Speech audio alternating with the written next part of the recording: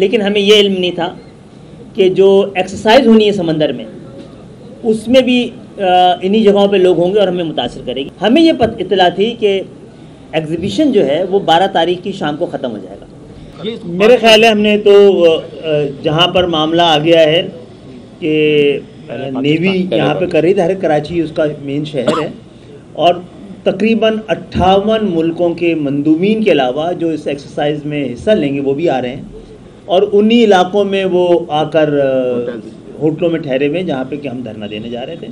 हमें ये इत्तला थी कि एग्जीबिशन जो है वो 12 तारीख की शाम को ख़त्म हो जाएगा।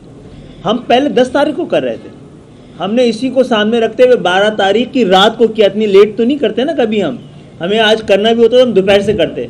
हमने वो नेवी के उसी इक़दाम को सामने रखते हुए रात के 7-8 बजे करना शुरू किया था।